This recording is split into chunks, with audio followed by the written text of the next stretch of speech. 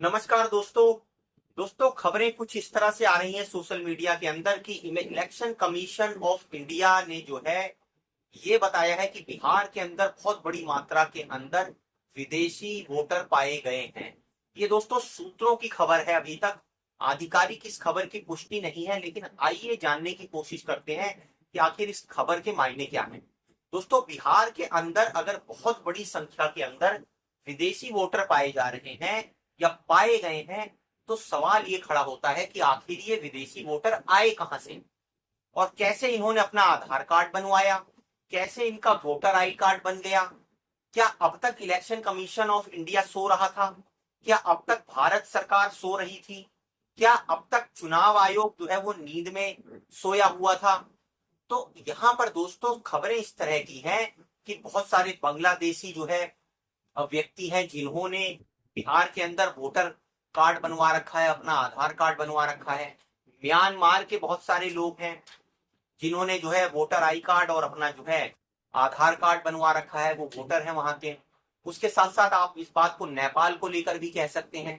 अगर आप दक्षिण में जाएंगे तो हो सकता है श्रीलंका के भी बहुत सारे नागरिक आपको मिल जाए वहां देखने के लिए। दोस्तों बात कुछ इस तरह से है कि भारत उपमहाद्वीप एक समय पर आकर एक ही प्रांत का हिस्सा हुआ करते थे। ये भौगोलिक दशा क्योंकि इस तरह की है, बहुत सारे देश ऐसे हैं जहां पर बहुत इजीली वो अपने नागरिकों की एंट्री भारत के अंदर कर लेते हैं। अब सवाल ये खड़ा होता है कि जब हमारे पड़ोसी देशों के साथ रोटी बेटी जैसे संबंध हैं, कि हमारा आना जाना वहां पर है, हमारे पारिवारिक संबंध हैं, तो कोई परिवार कितने लंबे समय से भारत में रह रहा है और इतने लंबे समय से उसका जो है नागरिकता बन रखी है, उसका वोटर आई कार्ड बन रखा है या उसका आधार कार्ड बन रखा है, तो किस आधार पर, किस पैमाने पर हम उसको ये बोल सकते हैं कि वो विदेशी वोटर है या वो भारत का वोटर है, वो विदेश का नागरिक है या वो भारत का नागरिक है। दोस्तों ये इतना कॉम्प्लिकेटेड और पेचीदा मुद्दा है जिसको इलेक्शन कमीशन उठा रहा है, और कहीं ना कहीं विपक्ष तो ये दोस्तों सीधा इसके ऊपर आशंका जाहिर कर रहा है कि बीजेपी की बी टीम की तरह इलेक्शन कमीशन इस मुद्दे को क्रिएट कर रहा है। अब आप ये बताइए कि अगर विदेशी व्यक्ति का किसी का वोटर आई कार्ड बना हुआ है, तो इसके लिए इलेक्शन कमीशन ऑफ इंडिया क्या जिम्मेदार नहीं है? कैसे बना दिया उसने? अगर उसका आधार कार्ड बना हुआ है तो भारत सरकार ने कैसे उसका जो है कार्ड बना दिया? इतने वोटरों ने कैसे फर्जी बना लिया? भाई 11 साल से तो बीजेपी की मोदी सरकार ही सत्ता में बैठी हुई है।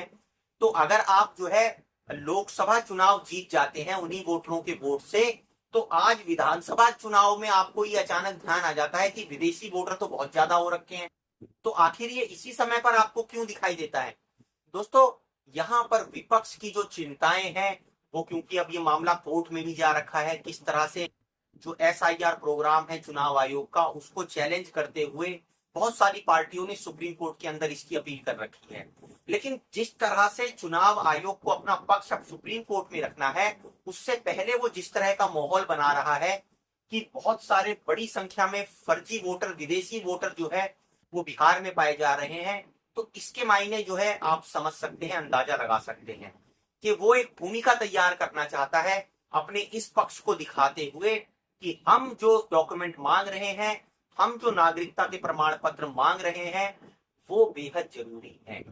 तो यहाँ पर दोस्तों सवाल ये होता है कि क्या अगर इस तरह की परिस्थितियां देश के अंदर पैदा होती हैं इन डिसीजन के कारण, जिसमें लोगों के बीच में वैमनस्य बढ़ता है, अराजकता बढ़ती है, या जनता के बीच में जो है, देश के बीच में गृह युद्ध की स्थिति उत्पन्न होती है, तो क्या इसका जिम्मेदार इलेक्शन कमीशन ऑफ इंडिया होगा या इसकी जो जिम्मेदार है वो सरकार होगी, जो अपनी आंख बंद किए बैठी रहती है किसी भी मुद्दे पर अंत समय तक, या जनता इसकी जिम्मेदार होगी दोस्तों जो इस तरह के डिसीजंस का मुखर तौर पर विरोध नहीं करती है?